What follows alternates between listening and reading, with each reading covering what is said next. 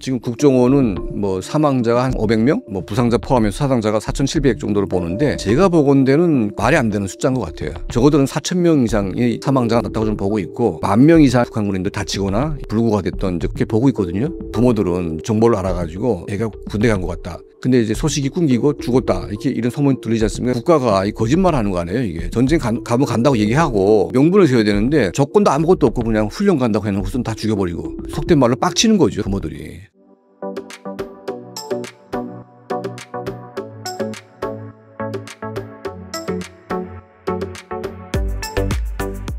안녕하세요. 강철원 대표님, 간단하게 자기소개 부탁드립니다. 예, 안녕하십니까. 예, 저는 92년도에 대한민국에 온 이제 탈북자고요. 북한에서는 이제 뭐 정치범 수용소 이런 경험도 했고, 또 이제 북한 민주화 운동을 또 주로 했고요. 또 대한민국에 와서는 언론사, 조선일보사에서 한 11년 정도 기자 생활을 했고, 지금은 북한 전략센터라고 하는 단체를 만들어가지고 북한 내부의 정보 확산, 그러니까 북한 주민들에게 외부의 정보를 알려서 북한 주민들 스스로가 민주화의 주체가 될 수 있는 이제 그런 일들을 이제 돕는 역할을 하고 있습니다. 러우 전쟁이 휴전 국면에 접어든 듯한 지금 김정은이 러시아에 3,000명 추가 파병까지 감행했는데요. 이건 막판 실리를 노리는 의도일까요? 그러니까 사실 우리 대한민국도 옛날에 베트남 파병을 할 때 우리는 이제 그 경제적으로 굉장히 어려웠고 낙후돼 있었고 또 국민들의 삶도 굉장히 어려웠습니다. 이때 이제 파병을 해가지고 국가는 국가대로 이익을 얻고 또 그 파병된 군인들도 이제 수당을 받으면서 가정에 상당한 보탬이 된 이제 그런 전례가 있습니다. 그러니까 북한도 이제 유사하다고 봅니다. 그러니까 최악의 경제 상황, 아주 어려운 상황에서 파병을 하는데 우리가 다른 점은 이 불법 파병을 했다는 거죠. 그러니까 주민들에게 알려주지도 않고 뭐 훈련 나간다고 거짓말하면서 1년 동안 물론 지금은 이제 파병했다고 이제 고백을 했지만 1년 동안 속여왔어요. 그리고 이제 우리의 파병 때는 국가 경제가 재건되고 그 비용으로 국민들의 삶이 좋아졌다면 북한의 파병은 이제 그 김정은 개인의 목숨을 지키기 위한 군사 장비의 축적이 이루어졌고 파병된 군사들, 그 군인들, 이 개개인에게는 거의 보상이 안 감으로 인해서 이게 뭐 그냥 이제 그 목숨을 바치는 게 뭐 허무맹랑한 뭐 수령과 조국을 위해서 뭔가 이제 목숨 바친다는 그 허울좋은 명분 외에는 남은 게 거의 없어요. 그러니까 아예 없어요. 그러니까 뭐 돈도 못 받고.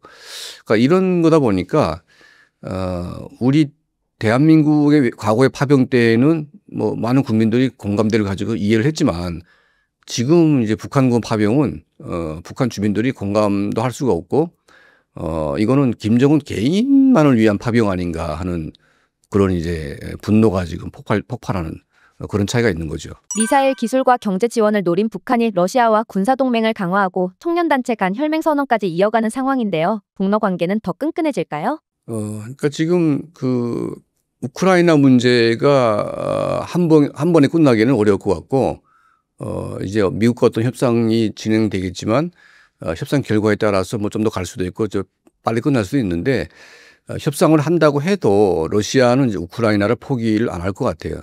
그러니까 계속 우크라이나 문제는 러시아 간에 문제가 발생을 할 것 같기 때문에 트럼프 대통령이 우크라이나에 개입을 해서 광물 협정을 맺지 않았습니까? 그러니까 이 광물 협정을 맺고 이제 우크라이나의 풍부한 광물 자원을 미국이 이제 개입을 하게 되면 이제 그때는 러시아가 마음대로 침공하기가 쉽지 않겠죠. 미국과 이제 대조하는 걸 되기 때문에. 그리고 이제 포괄적인 어떤 군사 안보 협력 체계를 갖춘다는 의미인데 이건 이제 그 미국이 이제 뭐 일방적으로 그냥 퍼주는 개입이 아니라 윈윈하는 그러니까 더 이득을 얻겠다는 이제 그런 이제 트럼프가 생각을 하는 거기 때문에 그러니까 젤렌스키 입장에서는 좀 피해를 많이 본다고 생각하겠지만 어쩔 수 없이 거기에 이제 웅한 측면이 있고요. 근데 푸틴의 입장에서는 뭐 나토든 그러니까 나토에 가입한다는 것 때문에 전쟁 명분을 일으켰는데 나토가 아니라 미국이 이제 개입을 하게 됐으니까 이게 뭐 혹을 때리다가 혹을 붙인 격이 되겠죠. 그럼에도 불구하고 이제 우크라이나는 러시아와 붙어 있고 또 우크라이나라는 지역은 이제 유럽으로 가는 관문이기 때문에 러시아와 이 두 국가의 이 관계는 계속 이제 뭔가 있을 거예요. 그러면 이제 북한은 여기서 어부지리를 얻으려고 또 할 겁니다.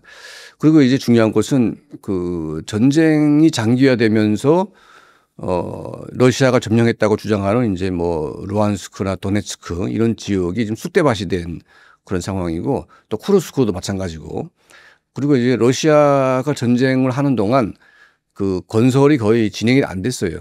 그러니까 상당히 이제 그 지연되고 있는데 이런 부분에 대해서 북한이 건설 인력을 대거 파견해서 러시아의 건설 부분은 이제 담당할 수 있는 그런 여건이 되는 거죠. 그래서 김정은은 이제 러시아 전쟁 이 자체를 자기의 어떤 두 번 다시 없는 행운으로 생각을 하는 것 같습니다.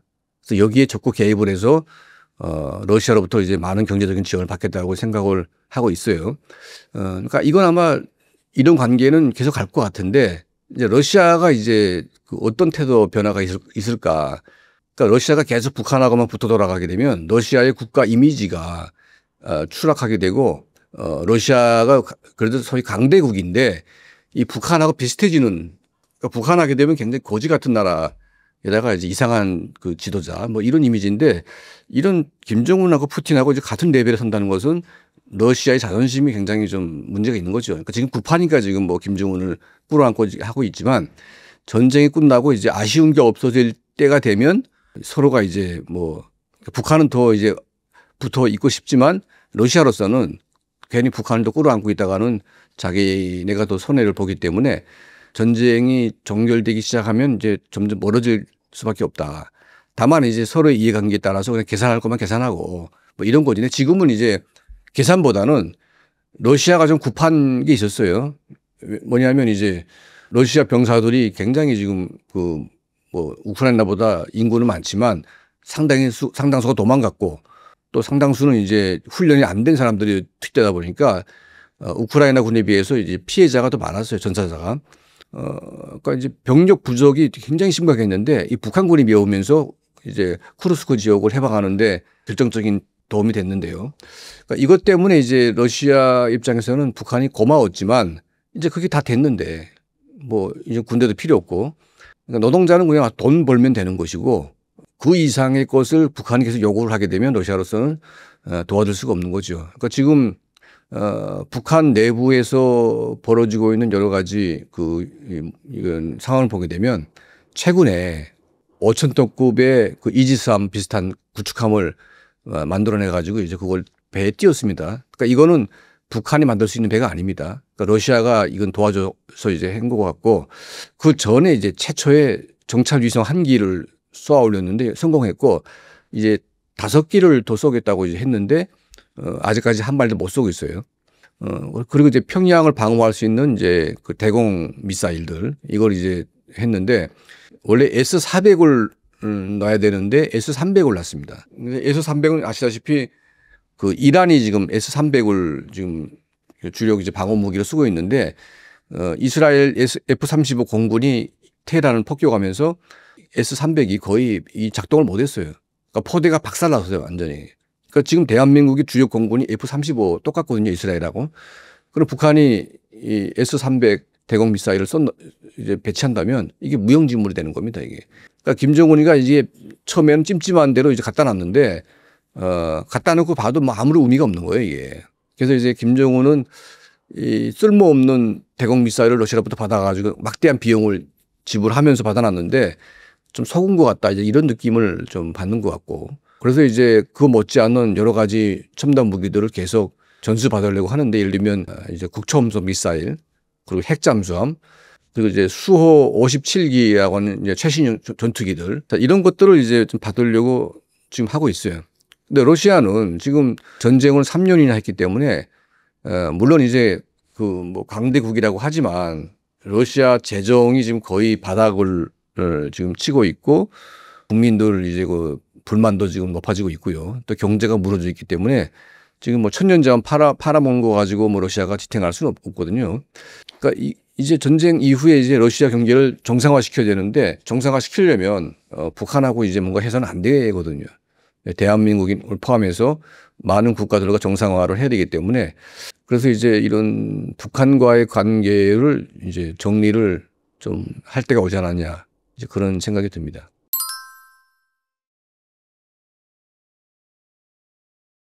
북한 정찰총국 장교들이 러시아 파병에 불만을 제기했다가 가족과 함께 정치범 수용소에 수감됐다는 소식이 있었는데 이건 어떻게 보시나요? 그러니까 이제 그 정찰총국 소속 이제 폭풍군단, 이제 저희 북한의 최정예 특수군단으로 볼 수가 있는데, 얘네들이 그래도 뭐 나름 북한에서는 중산층 이상의 그런 생활 환경을 가지고 있거든요. 근데 북한군 이제 그 병사 수첩 같은 거 이런 거 이제 그 이제 우크라이나군이 받아가지고 이제 봤는데, 병사들의 그 가정 형편을 보니까 한부모 가족이 많고 또 고아인 애들도 많고, 그러니까 뭔가 이상하게 좀 뽑아온 거죠. 같은 특수부대긴 하지만. 그러니까 이게 뭐냐면 죽어도 약간 항의할 수 없는 취약계층들을 많이 뽑아왔다는 겁니다, 이게. 그러니까 이게 북한이 이 군대를 뽑을 때부터 뭔가 이제 반발이 있을 것이라고 다 생각을 한 겁니다. 돈도 안 주지요. 그리고 이제 전쟁에 간다고 말도 안 했고 거짓말로 끌고 왔고, 그리고 허망하게 다 지금 사람들을 죽이고 있는데, 이 어느 부모가 자기 귀한 아들을 전쟁에 뭐 명분도 없는 전쟁에 보내가지고 그냥 의미도 없이 죽게 놔두겠습니까? 근데 이제 처음에는 훈련 간다고 뽑아갔는데 상당수의 부모들은 몰랐어요. 자기 아들이 뭐 군대 갔는지도. 그 군대 군인 본인도 러시아에 와 보니까 전쟁이 간다는 거지 다 훈련 간다고 갔거든요. 그러니까 거짓말을 그렇게 국가가 하니까.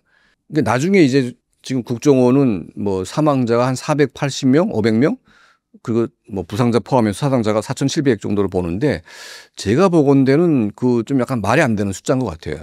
그 이제 예를 들면 전쟁 초기 때 북한군이 이제 밀집돼 가지고 들어올 때 그 스톰세어도 미사일이 북한군 지휘부를 때렸거든요. 그때 첫 방에 북한군 500명이 죽거나 다쳤는데 인민군 장군까지도 이제 얻어맞아 가지고. 그래서 북한군이 개전 초기 때에는 북한군 자체가 한반도 지형에 익숙한 훈련을 했기 때문에 산악전에 최적화되어 있습니다, 북한군은. 근데 거기는 이제 벌판 지역이다 보니까 군대는 하루아침에 이게 뭔가 훈련을 뭐 이렇게 할 수가 없잖아요. 다 지형지물에 맞게 이제 훈련을 계속 해야 되는데, 북한군은 산악전에 이제 최적화되어 있다 보니까 평야지대에는 거의 이제 어떻게 할 줄 모르는 거예요. 그러니까 거의 1년 동안은 그게 적응하느라고 이제 얘들이 정말 이제 죽다 살았는데, 한 1년간 북한군이 시행착오를 겪는 과정에서 사망자가 400명만 났겠냐. 적어도는 4,000명 이상의 사망자가 났다고 좀 보고 있고, 10,000명 이상의 어떤 북한군인들 다치거나 이제 그런 이제 불구가 됐던 이제 그런 게 보고 있거든요. 네. 그래서 적어도 북한군 뭐 한 32,000명이 파병됐다고 하는 저는 5만 명으로 보고 있고, 그러니까 이제 한 15,000명 정도가 죽거나 다친 것으로 저는 파악을 하고 있는데, 이 정도 규모면 이제 북한에 들어갈 때 15,000 가구가 피해를 본 거 아니겠습니까? 예. 그러면 이제 좀 이렇게 힘이 있거나 뭔가 이제 눈치 빠른 애들은, 부모들은 이제 정보를 알아가지고 내 애가 군대 간 것 같다. 근데 이제 소식이 끊기고 죽었다, 이렇게 이런 소문이 들리지 않습니까? 그러면 애들이 막 국가가 이 거짓말 하는 거 아니에요, 이게. 전쟁 가면 간다고 얘기하고, 그리고 이제 뭔가 명분을 세워야 되는데 조건도 아무것도 없고 그냥 훈련 간다고 해놓고선 다 죽여버리고. 그러니까 이제 속된 말로 빡치는 거죠, 사람들이, 부모들이. 그러니까 이제 막 항의하고 막 하다 보니까 전쟁 초기 때 막 이런 불만들이 쏟아 나오니까 얘네 그 가족들과 이제 군인들, 부상자들 오지 않습니까? 얘들 갖다 전부 다 격리 지역으로 격리 구역으로 이제 다 이제 수감시키고 막 그렇게 했었거든요. 그 실제로 이제 그 사망자들이 통보되기 시작하고 또 이제 그 시신을 다 소각해서 이제 유골함으로 다 이제 주지 않습니까? 줬는데, 원래는 이제 그렇게 하면 안 되거든요. 다 이제 시신 그대로 다 데려와 가지고 다 여기서 장례를 치르고 이렇게 해야 되는데, 원래 그렇게 하려고 하다가 이제 너무나 많은 시신들이 들어가야 되니까 이거는 북한 사람들 보기에도 이게 되게 시각적으로 되게 문제가 되지 않습니까? 그래서 이걸 다 소각해 가지고 유골함에 담아 가지고 가족한테 배달을 시키기 시작했는데, 부모들이 생태 같은 애가 갑자기 유골을 돌아갔으니까 이게 말이 돼요, 이게 사실은? 응?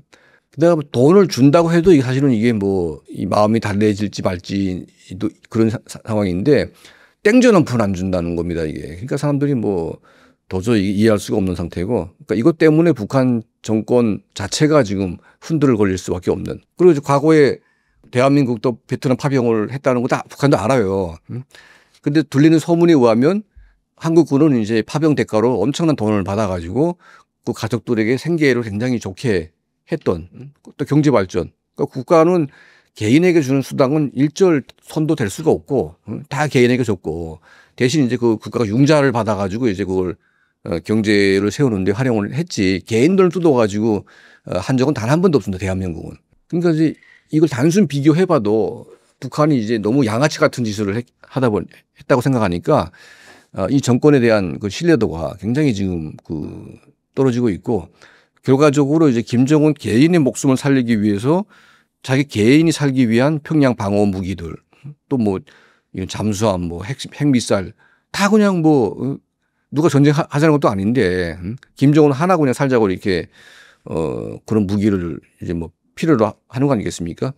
그래서 이제 북한 군인들이 상당한 불만을 가질 수밖에 없고 또 가족들까지 이제 또 친구들까지 다 해가지고 김정은이가 하는 짓이 너무 양아치들 그런 양아치가 없다 이렇게 생각을 하는 겁니다. 북한 부모들이 자녀를 무의미한 전쟁의 희생양 대포밥으로 보낼 수 없다며 집단 항의했다는 소식이 있는데요. 실제로 어떤 일이 있었던 걸까요? 그 이제 군인들이 뭐 엄청나게 갔으니까 어떤 지역에는 이제 여러 명의 자식 자녀들이 간 경우도 있고 하다 보니까 서로 이제 안부를 묻고 뭐 이제 너네 아들 어디 갔냐 막 이렇게 물어보다가 이제 막 문제가 생기니까 그러니까 이제 당연히 부모 입장에서는 뭐 이판사판 아니겠습니까?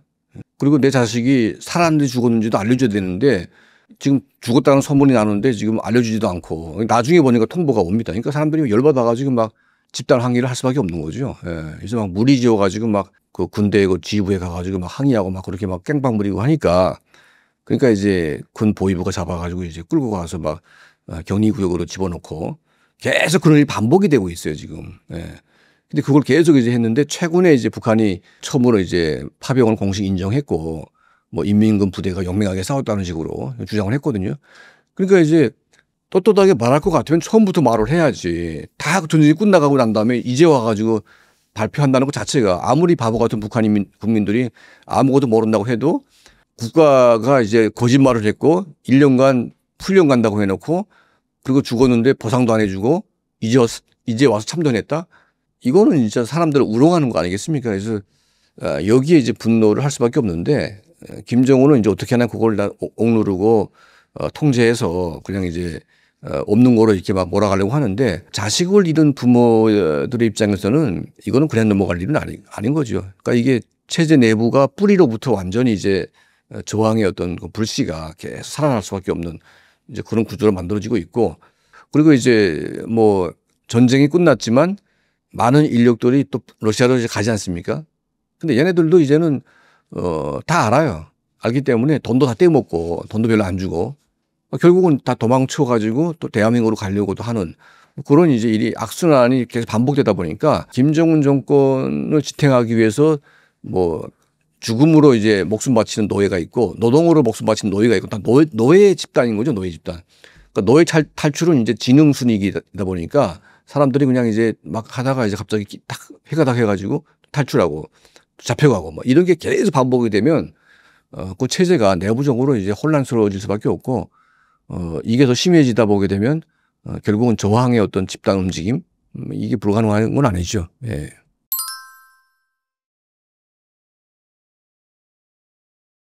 중국과 북한은 정세의 변화에 관계없이 북중 관계 강화의 입장을 밝혔다고 합니다. 북중 관계는 현재 어떻다고 생각하시고 관계 회복이 가능할까요? 그러니까 북중 관계는 이제 형식적으로 하는 공식적인 말이 있고 또 실제적인 관계가 있거든요. 그러니까 이제 너무 이제 북중 관계의 이 안 좋은 점들이 계속 부각되다 보니까 서로가 부담스러운 겁니다. 예를 들면 이제 뭐 중국 인민해방군 창군절에 중국이 다 이제 각국의 무관을 다 불러가지고 해방군의 창군 기념을 하는데 대한민국 무관들도 갔어요 거기에. 근데 북한이 거기 못 간 겁니다. 그러니까 중국 인민해방군은 북한의 6.25 전쟁 때 북한을 도와가지고 참전했던 혈맹 국가 아닙니까? 그럼 당연히 북한군은 제일 앞에 서야 되는데 북한군 빼고 다 왔어요. 그러니까 이 정도가 된다면 이거는 북중 관계에 상당히 문제가 있는 게 다 드러나 있고 그리고 실제로 이제 올해 4월 15일 날에 베이징에서 김일성 생일날 북한 대사관에서 이제 경축 행사를 하려고 하는데 중국이 못 하겠어요, 이거를. 그게 바로 이제 얼마 전에 얘기인데 뭐 지금 와가지고 뭐 관계 개선을 회복하기 위해서 뭔가 한다? 이건 그냥 이제 그 뭐 우지 표명일 뿐이지 두 국가가 이제 그 관계가 좋아지기는 쉽지가 않아요. 그러면 이제 장기적인 목표와 이제 단기적인 목표 또 그런 이제 이익 관계도 같이 이제 얽혀 있는데 장기적인 어떤 양 국가의 비전이 뭐냐면 중국은 중국식 개혁 개방이라는 노선이 있고 북한은 북한식의 어떤 그 체제 유지의 그 시스템이 있지 않습니까? 그러면 이제 중국식 개혁과 북한의 시스템이 이게 서로 이제 결합이 안 돼요. 그러니까 미국과 대한민국은 자유민주주의 체제가 비슷한 체제이기 때문에 상호 교환이 잘 되지 않습니까? 근데 북한과 중국은 중국식 개혁 개방과 북한식 수령 독재는 이게 맞지가 않는 거예요, 전혀. 그래서 중국은 항상 북한에게 중국식 개혁 개방을 해라. 그러니까 시진핑 주석이 3연임을 했지만 3연임을 했다는 건 불법이거든요. 중국에서는. 무리하게. 원래 2연임만 하게 되었는데 3연임을 해서 지금 중국 공산당의 그 지도부로부터도 이제 뭐 상당히 문제가 제기되고 있고 중국의 엘리트 그룹들도 이제 시진핑 주석의 3연임에 대해서 상당히 이제 문제가 있다고 생각하기 때문에 3연임 이상을 할 수가 없어요. 근데 북한은 정신용이다 보니까 이 정신용 구조에서는 그 어떤 개혁도 불가능합니다. 그러니까 이제 경제 발전 뭐 이런 경제 개혁이라는 것은 국가의 이익이 국민의 이익으로 연결이 돼야 되고 국민의 이익이 국가의 이익이 돼야지만 개혁 개방으로 가서 경제를 발전시키고 국민들의 삶을 좋게 만드는 이제 그런 결과로 나갈 수가 있는데 북한은 독재자의 이익이 국민의 이익과 연결이 안 돼요. 그러니까 국민이 잘 살게 되면 독재자는 불안해할 수밖에 없습니다. 그러니까 국민이 잘 살려면 국민에게 자유를 줘야 되고 경제적인 활동을 할 수 있는 그런 바탕을 줘야 되는데 이렇게 되면 체제가 유지가 안 돼요. 그럼 독재자는 이제 불안해지는 거죠. 그러니까 이런 두 국가의 상충적인 문제가 있기 때문에 중국식 개혁 개방과 북한의 수령 독재가 항상 충돌을 해서 지금까지 오고 있고 이게 아주 이제 그 보편적인 두 국가의 갈등 구조입니다. 근데 이거 있음에도 불구하고 중국이 북한에게 제안을 했습니다. 뭐냐면 2018년도에 중국의 대련 앞바다에서 시진핑과 김정은이 손잡고 막 되게 화기애애하게 막 해변을 돌면서 막 그런 회담을 했어요. 뭔가 중요한 결정을 했다고 주장을 했습니다. 근데 지금 보니까 그게 이제 그 중국인민해방군이 동해 앞바다에 중국 해군 기지를 세우려고 하는 거죠. 그래서 북한 동해안 이 동해지구에 중국의 해군 함대가 주둔하게 되면 일본을 견제할 수가 있습니다. 그러니까 대만을 공략할 때 일본이 개입을 하지 않습니까? 그러면 군사적으로 매우 중요한 위치에 북한이 있기 때문에 이걸 중국이 활용하기를 원하는 거죠. 처음에 북한이 그 얼떨결에 하겠다고 약속을 했는데 나중에 알고 보니까 이제 중국군의 개입이 그냥 북한에 들어오니까 그러니까 이제 불안한 거죠. 그래서 안 하겠다고 또 말을 바꿨어요, 북한이. 자, 그때부터 이제 시진핑 주석과 김정은 간에 또 엄청나게 이제 분노가 서로가 계속 압박하고 막 쪼이고. 그러니까 북한이 자기 영토 내에 그 중국 해방군의 해군 기지를 세워주지 않으면 이게 해결될 수 있는 문제가 아니에요. 개혁 개방 문제는 이미 건너갔고. 근데 북한은 이제 중국군의 북한 진입을 용인하지 않죠. 왜냐하면 군이 개입을 할 경우에 북한은 그 중국의 완전히 예속 국가가 되기 때문에 체제를 유지할 수가 없거든요. 자, 이런 문제가 해결되지 않는 상태에서 김정은은 러시아한테 붙고 그럼 북한은 중국 건데 러시아한테 붙어 버렸어요. 완전히 그냥. 중국은 완전히 그냥 무시하고. 그러니까 지금 말로 뭐 두 국가의 어떤 관계를 개선하겠다고 주장을 하는데 행동은 따로 지금 하고 있다 보니까 이걸 믿는 사람이 누가 있겠냐.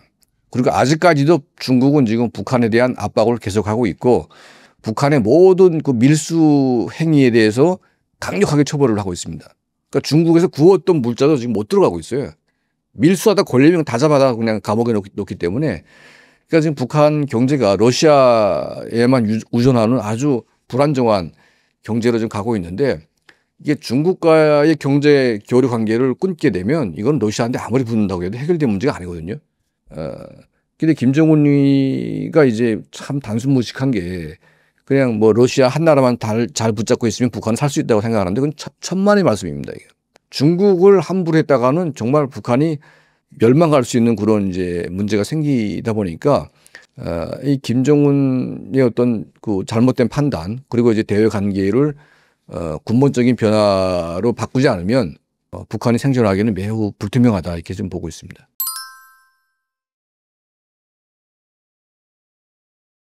러시아와 친해지려는 북한의 태도와 자꾸 말썽을 부리는 행동들이 중국 입장에서는 껄끄러울 텐데요. 이에 중국은 어떤 식으로 북한을 압박하거나 길들이려고 할까요? 그러니까 이제 그 원래는 이제 유엔 그 제재 결의안에 중국이 동의를 했기 때문에 유엔 제재에 의하면 북한과 중국 간에 그 이런 그 위반되는 물자 교류를 못하게 돼 있어요.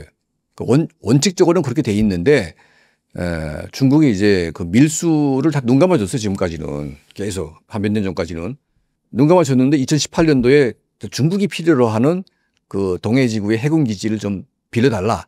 근데 북한이 거절하는 바람에 야, 우리 이렇게 봐주는데 너네는 이것도 안 해줘? 그러면 알았다. 이제는 그냥 책대로 하자. 예? 근데 러시아도 붙어가지고 러시아하고 또 한 짝꿍이 됐어요. 중국을 무시하고. 그러니까 더 감정이 격화되다 보니까 이제는 봐주는 게 없다. 예? 그래서 아주 그냥 밀수를 그냥 강하게 통제하고 북한 물건을 빼앗게 되면 과거에는 북한이 워낙 못 살기 때문에 이게 막 빼앗기가 좀 민망스러운 거죠. 그러니까 빼앗았다가 다 줬어요. 근데 이제는 빼앗는 순간 다 경매 처분해버립니다. 바로. 아예 안 줘요 그냥. 현금이든 금이, 그러니까 금 밀수가 굉장히 많은데 요새 금값이 올라가지고 금도 그냥 딱 뺏는 순간 전부 다 국가가 다 가져갑니다. 그리고 북한의 해커들 막 해킹하다가 걸려서 막 이 자금이 압수가 되면 전부 다 국가가 중국이 다 한 푼도 안 줘요. 그러니까 지금 북한이 가뜩이나 어려운 경제 환경 속에서 그렇게 밀수로 다 뚝끼고 나게 되면 완전히 거덜나는 거 아니겠습니까? 그러니까 지금 김정은과 뭐 김여정이 현성월이 뭐 해가지고 다 지금 분노가 끓어오르고 있지만 뭐 중국이란 나라는 뭐 북한 같은 거 뭐 하나 없다고 해도 뭐 중국이 뭐 전혀 문제가 없어요 지금은. 옛날에는 이제 북한이 순망치안이라 해가지고 미국과 한국의 방파제 역할을 했지만 이제는 군사 전쟁 개념 자체가 무슨 나라가 붙어 있다고 해서 뭐 문제가 되는 게 해결되는 문제 개념이 아니지 않습니까? 다 이제는 다 이제 우주 전쟁 시대로 가고 있는데 뭐 옆에 붙이는 게 별로 의미가 없어요 사실은 이게. 그러니까 북한의 효용도가 중국의 입장에서는 별로 중요하지가 않습니다. 이제는 미국과 중국 간의 패권 전쟁이기 때문에 북한이 뭐 무슨 대단한 나라라고. 그런데 북한은 아직도 자기들의 효용 가치가 있다고 생각하는데 이미 중국은 버린 지가 오래됐다는 겁니다. 그래서 미국과 중국이 합의하는 날, 그러니까 지금은 경제 문제 때문에 미중 간의 관세 뭐 전쟁이 붙어가지고 지금 우르렁대고 있는데 언젠가는 해결되겠죠.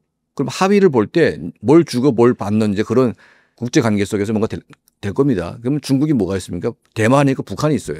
그러면 이제 대만을 받고 북한을 버릴까 뭐 아니면 대만을 관리하기 위해서 북한을 놔줄지 뭐 이런 여러 가지 관계가 있는데 북한을 굳이 끌어안고 중국이 가져갈 이유는 별로 없는 거예요. 그러니까 딜할 때. 그러니까 북한 입장에서도 그걸 다 보는 겁니다. 아, 저 시진핑이가 나를 버릴 생각이 돼 있고 미국에게 팔아먹을 수 있겠다. 그러니까 이제 김정은 입장에서는 바로 트럼프한테 붙어가지고 이제 알랑방구 꼬랑지를 막 흔드는 거죠. 이렇게 트럼프한테. 그러니까 트럼프도 그걸 알아요. 그러니까 이제 야, 너 뭐 나를 사랑한다 뭐 우리 뭐 좋은 관계다 뭐 핵 가진 국가 잘 지내는다 이렇게 좋은 말은 막 하고 있지만 근데 이제 뭐 트럼프는 그 좋은 말하고 뒤에 행동은 전혀 다르지 않습니까? 그리고 얼마 전에 뭐 베트남에서 베트남 주석과 시진핑 주석이 만나가지고 회담을 했는데 트럼프가 하는 말이 그겁니다. 참 러블리한 뭐 회담이었다고 조롱하는 거죠. 그래서 그들은 둘이 앉아가지고 미국을 뜯어먹을 생각을 하고 있다. 그런 회담을 하고 있다. 그러니까 이 좋은 말과 이런 이 조롱 섞인 말을 고지 믿는 사람은 이제 거의 없을 겁니다. 그러니까 김정은도 이제 그런 속해 있지만 그래도 시진핑보다는 트럼프가 김정은에게 호감은 있다. 이건 알고 있어요.